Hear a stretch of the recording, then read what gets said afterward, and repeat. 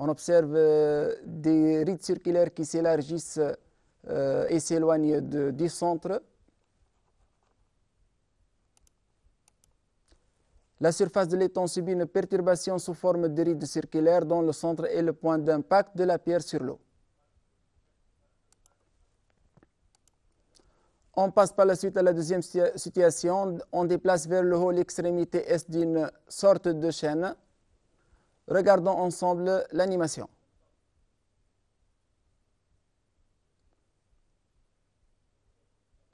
Regardons une autre fois.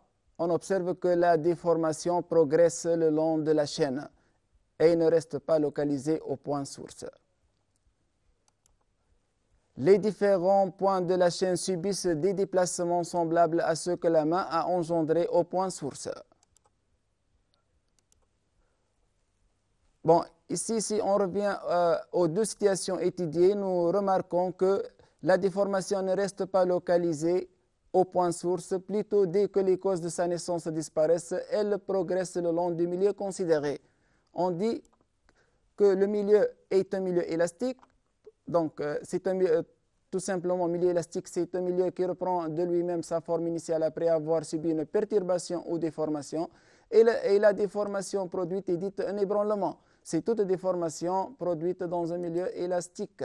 Je parle également de la propagation. C'est tout phénomène décrit par l'évolution d'un ébranlement ou des mouvements d'une particule dans le temps et l'espace par rapport à un milieu donné. Bon. Je signale aussi de la durée de propagation. C'est le temps θ que met un ébranlement pour parcourir une certaine distance. On passe par la suite au plan de cette leçon. Tout d'abord, je vais parler de la propagation d'un ébranlement. Puis, on étudie les ondes progressives sinusoïdales. Ensuite, ondes progressives le long d'une corde. Ondes progressives à la surface d'un liquide. Ondes progressives le long d'un ressort. Et finalement, je vais parler des ondes sonores. Commençons par la propagation d'un ébranlement. Ébranlement le long d'une corde. Voyons ici l'animation lorsqu'on secoue l'extrémité de la corde.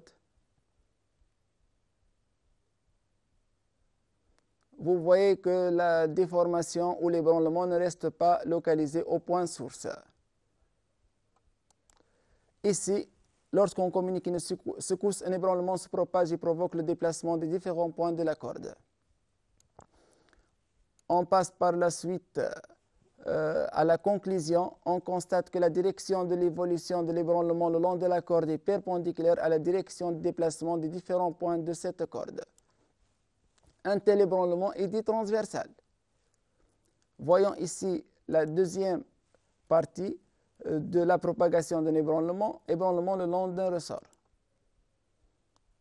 Voyons ensemble l'animation.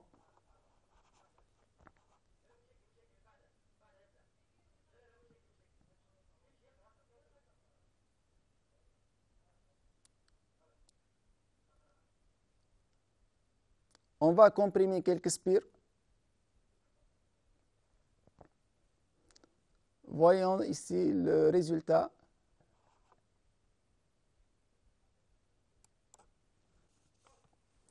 Les spires comprimées vont reprendre leur écartement initial en se détendant et en comprimant les spires voisines. Une zone de compression se propage ainsi le long des ressorts.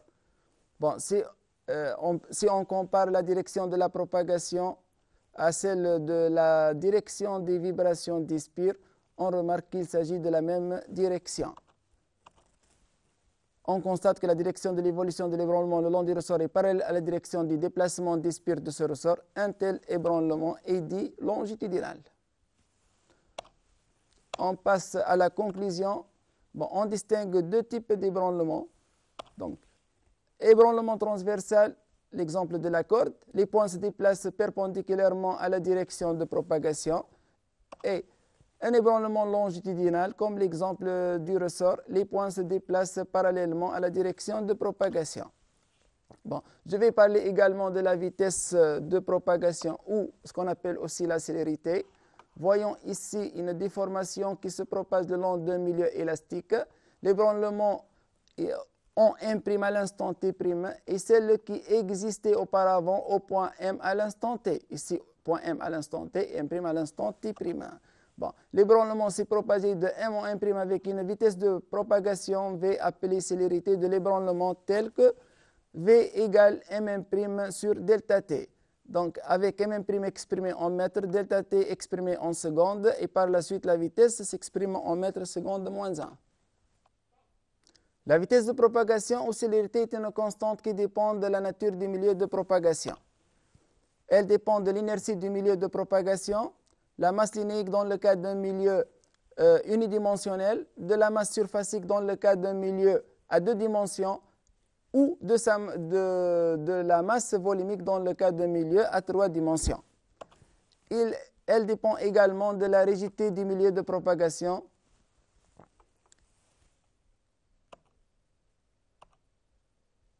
Bon, je passe par la suite à toujours dans le cadre de la propagation d'un ébranlement. Ici, considérons un ébranlement qui se propage le long d'une corde. Voilà, on remarque ici que tout point du milieu de propagation situé à une distance d égale Sm de la source reproduit le mouvement de celle-ci avec un retard. Donc, ce retard désigne le temps mis par l'ébranlement pour se propager de S à M. On parle ici du principe de propagation. Donc, voyons ici l'équation s'écrit Ym de t est égal à Yst moins θ avec θ égale d sur V. Et le signe moins désigne ici le retard.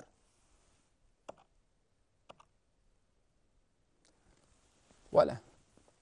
Bon, je vais passer ici donc à l'aspect énergétique de la propagation. Voyons ce qui se passe lorsqu'on va perturber le système au point extrême ici.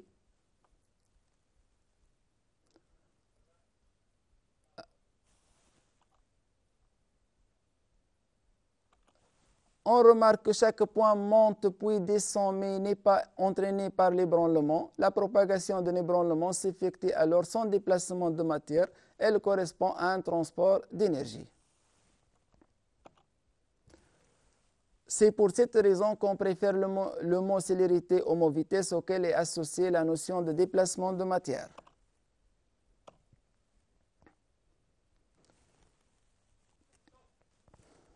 On peut étudier aussi l'influence des frottements sur l'amplitude. Voyons ensemble ici l'animation.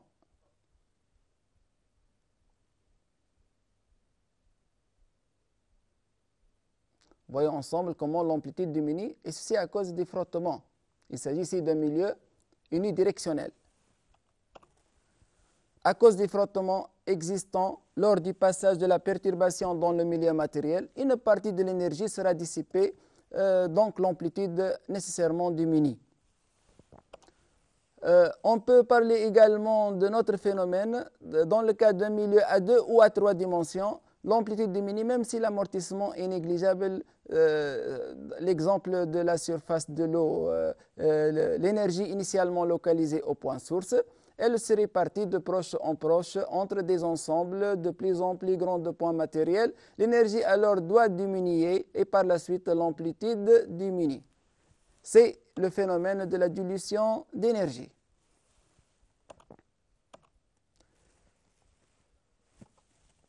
Il est très rare de rencontrer dans la nature des phénomènes qui résultent d'un seul ébranlement. La succession d'ébranlements identiques dans un milieu élastique donne naissance au phénomène d'onde. Voyons ici l'exemple d'une lame vibrante dans un milieu quelconque. Le milieu, donc, c'est nécessairement élastique. Nous voyons comment donc, on peut obtenir une onde ici sinusoïdale. Lorsque la vibration des points du milieu de propagation obéit à l'équation y de t égale a sinus oméga t plus phi, l'onde est dite sinusoïdale. Bon, le caractère transversal ou longitudinal d'une onde est fonction de celui des ébranlements correspondants. Si l'ébranlement est transversal, l'onde est dite transversale. Dans le cas où l'ébranlement est longitudinal, l'onde est dite longitudinale. Comme dans le cas d'un seul ébranlement, l'onde est caractérisée par une célérité V qui dépend des propriétés du milieu de propagation. Lorsque le milieu de propagation est illimité, l'onde progresse davantage et s'éloigne de la source. On parle ici d'une onde progressive.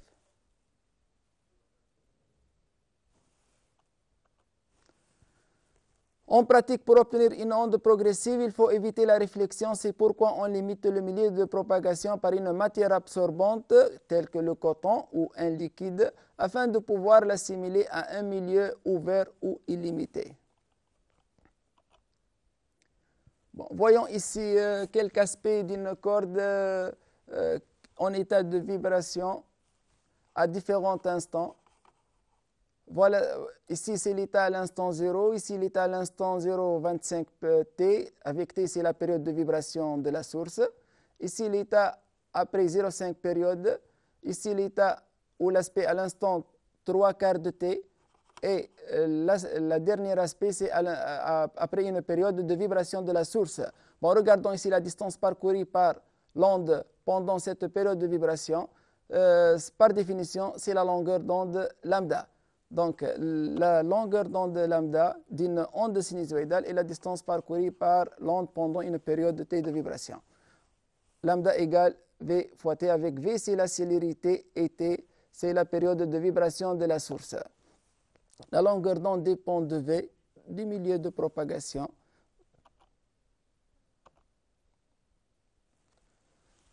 On va passer par la suite à l'onde progressive le long d'une corde. Donc ici une lame vibrante, donc c'est l'extrémité de la lame qui va être animée d'un mouvement rectiligne sinusoïdal. Ici une corde élastique légèrement tendue. On a utilisé ici du coton afin d'éviter la réflexion comme on a dit. Puis on va observer donc l'expérience en lumière ordinaire.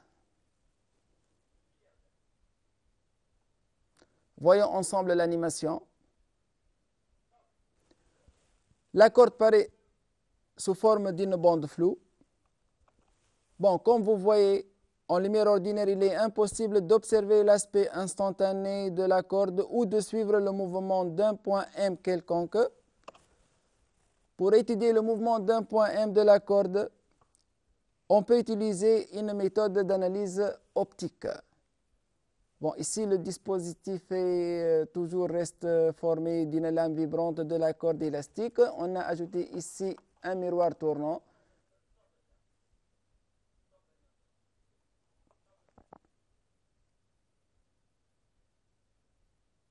Bon, voyons ensemble ici l'animation. Bon, la corde, toujours, il paraît sous forme d'une bande floue. On va éclairer la corde par un faisceau lumineux qui tombe sur un miroir tournant. Voyons le résultat. La réflexion de la bande sur un écran donne naissance à une bande éclairée où il est tracé une sinusoïde d'ombre. Chaque point de cette sinusoïde d'ombre traduit que le fait que chaque point de la corde effectue un mouvement rectiligne sinusoïdal. Il est possible aussi d'observer l'aspect de la corde à un instant donné, et ceci par un éclairage stroboscopique. Voyons ensemble ici l'animation, l'observation de la corde lorsqu'il est éclairé par une lumière stroboscopique de fréquence variable.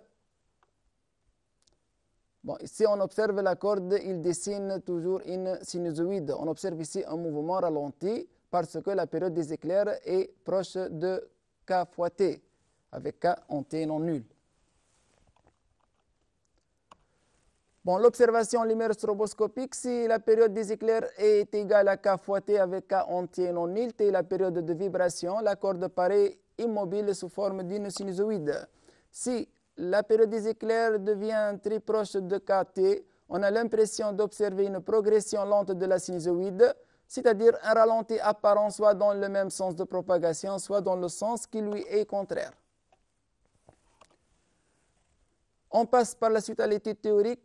D'après le principe de propagation, tout point M de la corde situé à une distance x de la source S reproduit le mouvement de la source avec un retard θ. On a YS égale A sinus oméga t plus phi S. A, c'est l'amplitude, oméga, c'est la pulsation, et phi S, c'est la phase initiale de la source. D'après le principe de propagation, Ym de t égale YST moins θ pour t supérieur ou égal à θ. Et par la suite, l'équation de l'onde s'écrit ym de t égale a sinus 2 pi t sur t moins 2 pi x sur lambda plus phi s. On reste toujours dans l'étude théorique. On remarque bien que ym de t est une fonction de deux variables x et de t. L'étude de ce type de fonction se fait en deux étapes.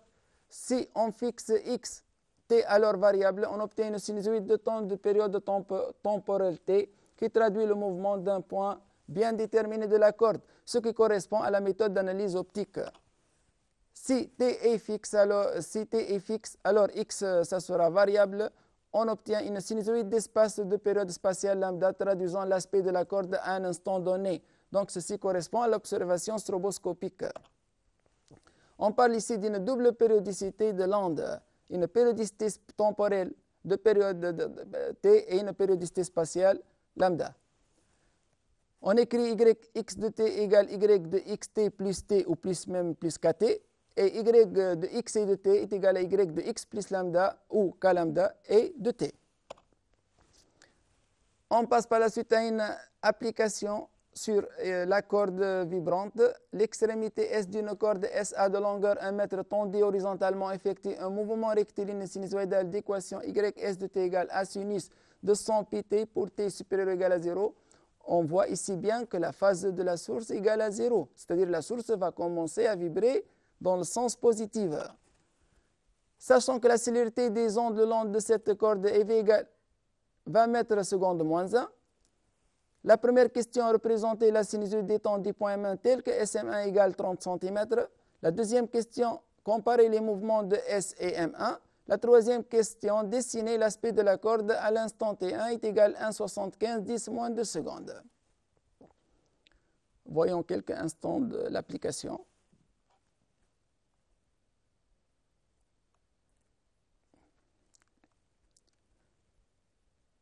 Je vais passer tout de suite à la première question. Représenter la sinusoïde des temps du point M1 tel que SM1 égale 30 cm. Le point M1 ne commence à vibrer qu'après un retard θ et ceci d'après le principe de propagation.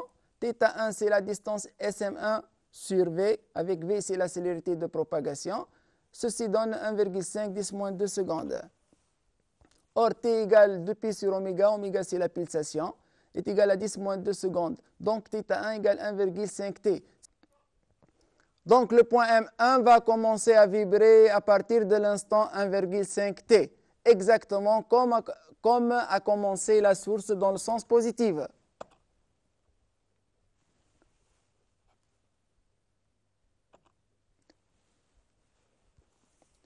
Je passe à la deuxième question.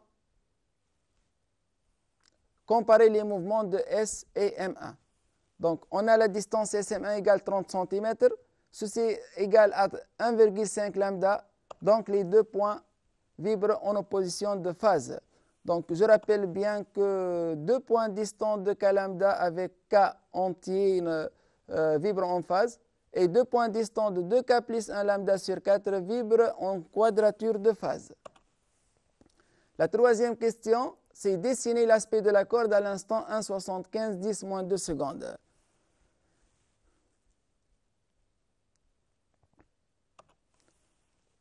À l'instant 1,75 10 moins 2 secondes, qui est égal à 1,75 t, l'onde progresse de 1,75 lambda.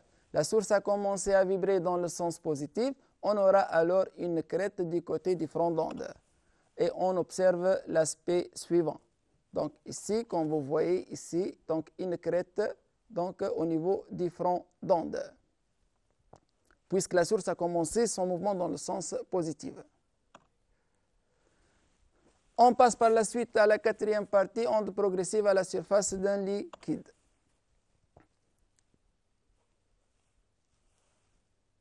Bon, ici, on dispose d'une équivalente.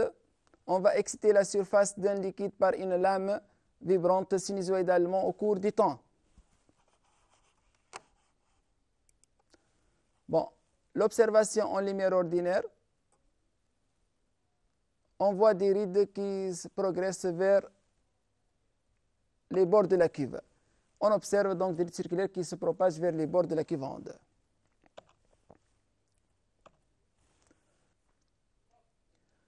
Comme dans le cas de la corde, on va passer à l'observation lumière stroboscopique. Voyons ensemble l'animation. Donc ici, la surface de l'eau est excitée toujours par une lame vibrante.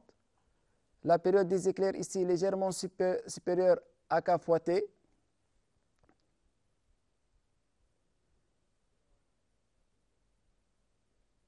Ici, on a changé la période. Donc, la période des éclairs est légèrement inférieure à K fois T.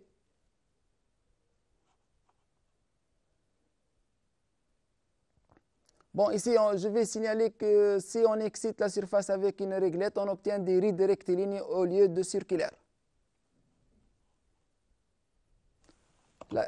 La conclusion, donc, si TE égale K fois T, la surface de l'eau paraît immobile sous forme d'une succession de creux et de crêtes, alors que si TE est très proche de KT, on observe un mouvement ralenti des rides soit dans le sens réel, soit dans le sens contraire au sens de propagation.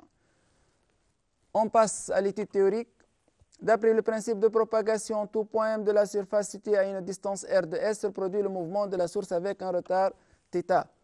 L'équation de la source YS de t égale A sinus oméga t plus phi S.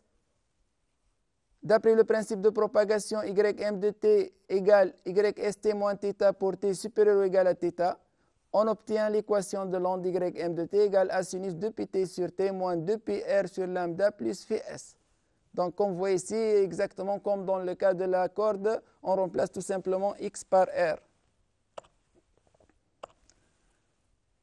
On reste toujours dans l'étude théorique. Tous les points de la surface du liquide situés à une même distance de S se trouvent dans le même état de vibration.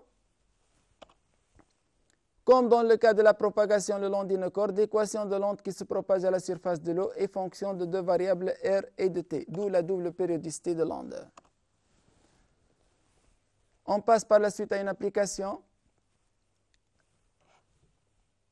L'énoncé, une onde progressive circulaire issue du point source S se propage à la surface d'un liquide avec la célérité 0,48 m/s moins 1. Le mouvement de S débute à l'instant 0 secondes. On donne sur la figure ci-dessous une coupe transversale de la surface à un instant de date T1 passant par S et par M1 situé à R1 égale 21 mm de S. Voyons ici le point M1.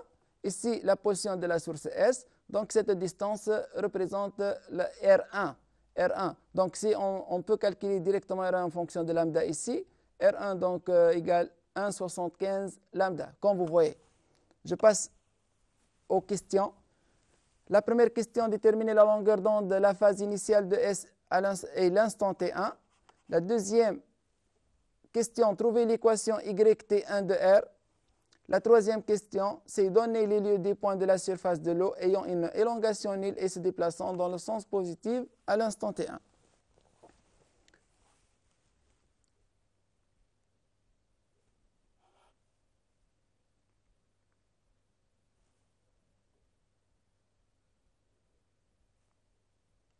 On passe par la suite à la première question.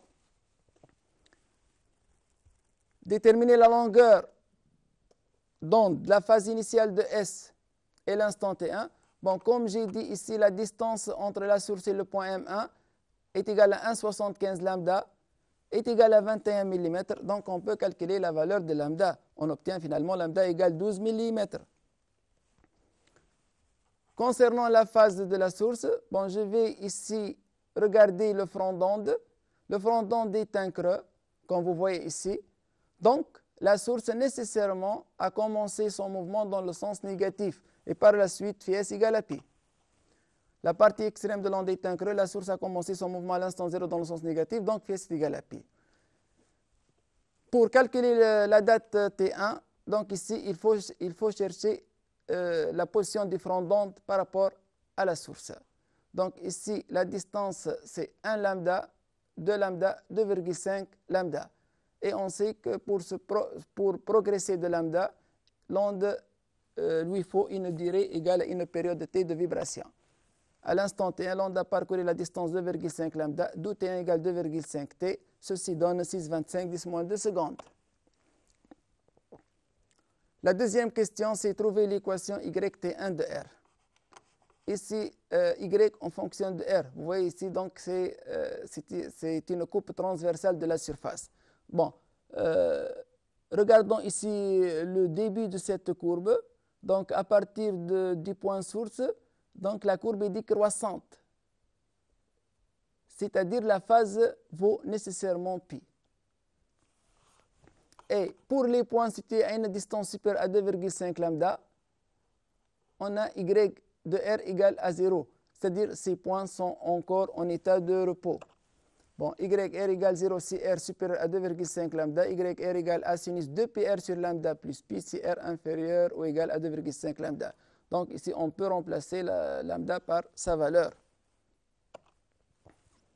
Pour la troisième question, donnez les lieux des points de la source, donnez les lieux des points de la surface de l'eau ayant une élongation nulle et se déplaçant dans le sens positif à l'instant T1. On va s'aider avec une animation. Voyons ici, c'est une particule qui se trouve à la surface de l'eau et en train d'une propagation d'onde.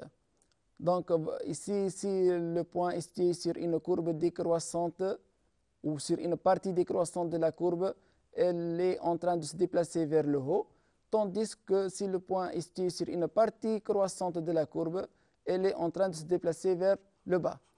Si on a compris cette animation, donc dans notre cas, le point source est placé sur une partie décroissante de la courbe, donc nécessairement à l'instant T1, elle est en train de se déplacer vers le haut.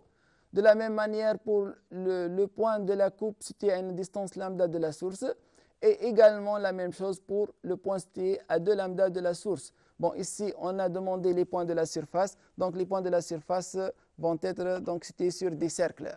Donc le point source S, c'est un point nécessairement, et les points de la surface situés sur les deux cercles de rayon R1 égale lambda et R2 égale 2 lambda.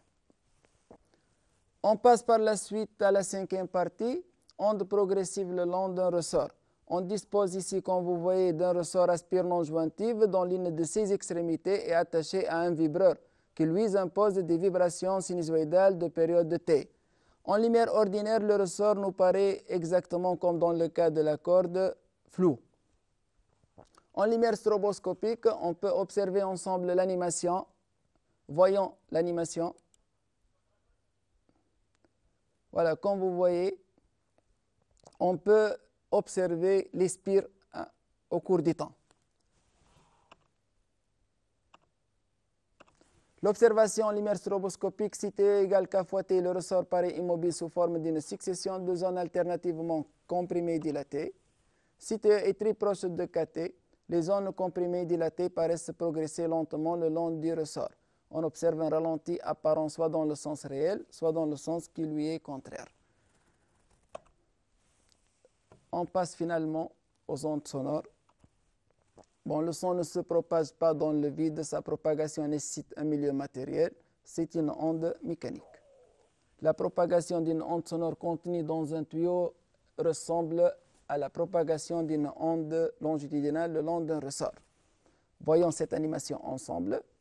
Donc ici, un haut-parleur qui émet des vibrations sonores. Donc ici, ce que nous voyons en bleu, c'est une tranche d'air. Voyons, elle rassemble exactement à une spire, dans le cas d'un ressort. Voilà. Donc, c'est le principe de la propagation des ondes sonores. En tout point de l'air environnant une source sonore, un microphone capte des variations de pression. Si ces variations sont sinusoïdales, le spot d'un oscilloscope branché à la sortie du micro décrit alors une sinusoïde. Je vais passer à une étude expérimentale. Voyons ici la première activité. Comme vous voyez ici, on dispose d'un GBF, d'un oscilloscope et d'un haut-parleur et aussi d'un microphone. Bon, le GBF alimente le haut-parleur. On relie les bornes du micro et du haut-parleur respectivement aux voies Y1 et Y2 d'un oscilloscope. On observe sur l'écran de l'oscilloscope donc deux sinusoïdes de même fréquence, traduisant les vibrations du son émis par le haut-parleur et capté par le microphone. Voyons ici ce qui se passe si on éloigne le microphone du haut-parleur. Bon, comme nous avons vu, si l'amplitude diminue,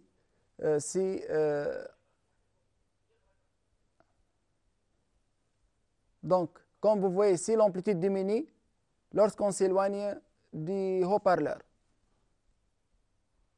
Bon, la conclusion, c'est lorsqu'on éloigne le microphone du haut-parleur, le décalage horaire change et l'amplitude de la courbe C1 reliée au microphone diminue. Je vais passer à une deuxième activité. Bon, ici, je vais déplacer tout simplement dans l'espace le microphone tout en gardant une distance D du haut-parleur constante. Voyons ensemble l'animation. Voilà, regardons ensemble l'amplitude de la courbe reliée au microphone. Pratiquement, on n'a pas...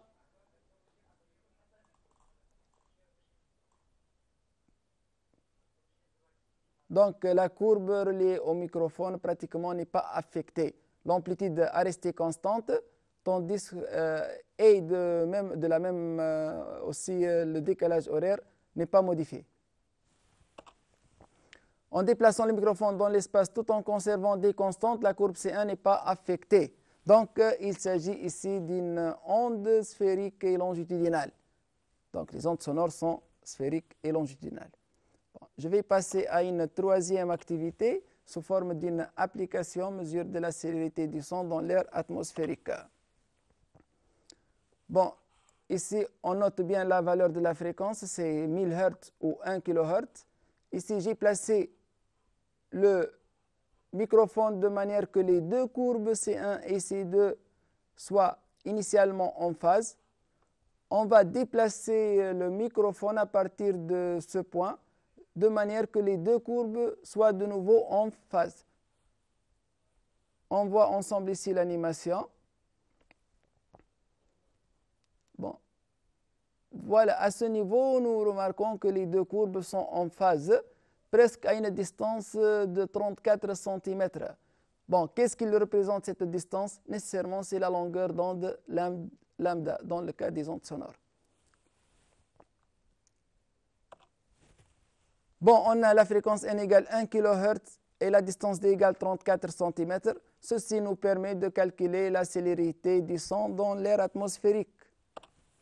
Bon, on avait égal lambda fois n, 0,34 fois 1000 égale 340 mètres seconde moins 1. Bon, finalement, donc, je vous remercie. Bonne chance pour tous nos élèves et merci pour votre attention et bonne chance.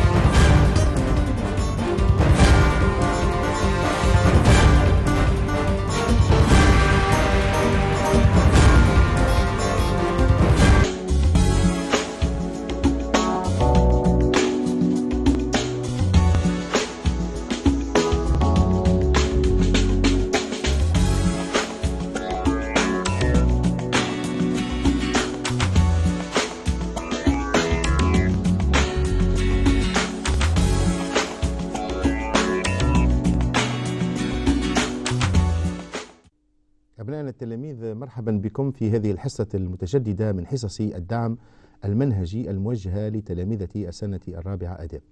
طبعا موضوع هذه الحصة يتصل بمنهجية تحليل النص وتحديدا النص القصصي القديم نموذجا، وسنشتغل على سند محدد هو نص من قسم الرحلة من رسالة الغفران لأبي العلاء المعري. إذن هذه الحصة المنهجية أبنائنا التلاميذ لها قيمة أساسية في الاستعداد للامتحان، لأن التلميذ يمكن طبعا في اختبار البكالوريا النهائي في آخر السنة أن يختبر في نوعين من الامتحان، إما امتحان المقال أو امتحان تحليل النص. وطبعا كما يعلم أبناؤنا التلاميذ فإن النص هو نسيج من العلامات المتكاملة والتي تنبني على علاقات داخلية، ولا بد طبعا للتلميذ من أن ينظر إلى هذا النسيج المتكامل من العلامات اللغوية وفق منظور بنيوي أولا ثم وفق منظور دلالي ثانيا، فيرقى طبعا من الفهم الإجمالي للنص وبناء معنى له إلى تأويل مقاصد الكاتب فيه. طبعا هذا مدخل أول يتصل بمفهوم النص. اخترنا أبنائنا التلاميذ أن نتطرق إلى منهجية تحليل النص القصصي القديم انطلاقا من هذا التمشي المنهجي.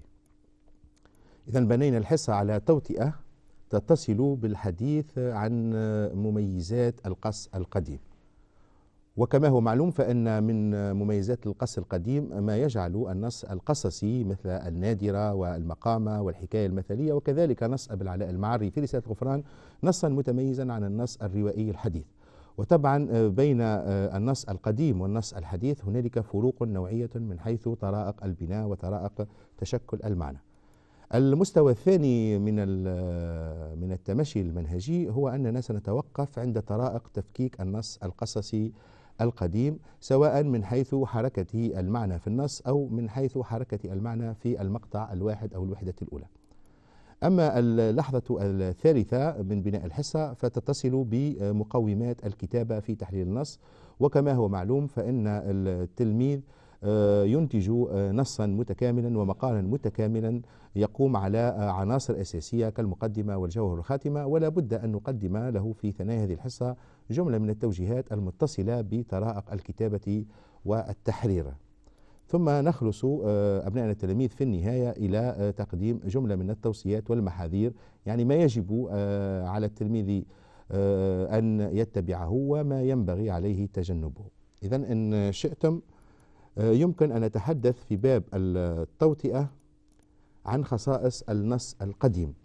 طبعا كما هو معلوم فإن نص أبي العلاء المعري يقوم على سارد، وهذا السارد يجب أن نميزه أولا عن الكاتب، فهنالك فارق كبير بين الكاتب باعتباره كائنا من لحم ودم، كائن يسكن التاريخ وله موقع معلوم في الواقع وهو أبو العلاء المعري الذي أنشأ رسالته ردا على رسالة ابن القارح، وبين السارد باعتباره عنصرا فنيا أو عنصرا بنيويا يقوم على حضور مكثف في المستوى يعني الفني في بناء النص القصصي.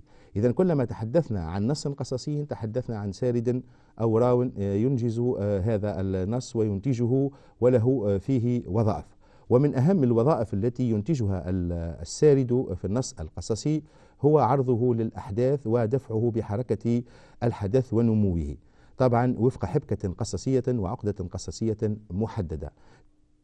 ولا يكتفي في الحقيقة السارد بعرض الحركة في مستوى الحدث، وإنما أيضا يحاول السارد تقديم الشخصية فيرسم هيئة الشخصية باعتماد الوصف، ويعرض أقوال الشخصية باعتماد الحوار، ويعرض الحركة في المكان باعتماد السرد. كذلك يمكن أن نشير إلى وظائف أخرى ينهض بها الراوي في النص القصصي القديم، وهو أنه يسعى إلى تقديم المكان وتقديم الزمان، وكذلك يمكن أن يرتقي الراوي من كل هذا إلى التعليق على الأحداث. طبعا يمكن أن نشير إلى مسألة هامة في الحقيقة في النص القصصي القديم وتحديدا في قسم الرحلة من رسالة الغفران، وهو أن السارد وهو يسرد يعمد ومن ورائه طبعا الكاتب إلى اعتماد الصنعة الفنية مثل السجع وسائر المحسنات البديعية. وهذه الظاهرة أبنائنا التلاميذ ملازمة للقص القديم كما ذكرت إما في باب المقامات أو في قسم الرحلة من رسالة الغفران، وهي ظاهرة تتصل بالزخرف الفني الذي يجعل من النص قائما على وظيفة جمالية ويشد إليه خاصة عند القراءة الأسماع. من خصائص القص القديم الشروح اللغوية، فكثيرة هي الشروح اللغوية التي ضمنها المعري سرده لقصة دخول ابن القارح إلى الجنة، فكثيرا ما كان يتوقف عند بعض الألفاظ ويشرحها شرحا إما مستفيضا باعتماد نوع من الاستطراد، ويمكن أن يشرحها شرحا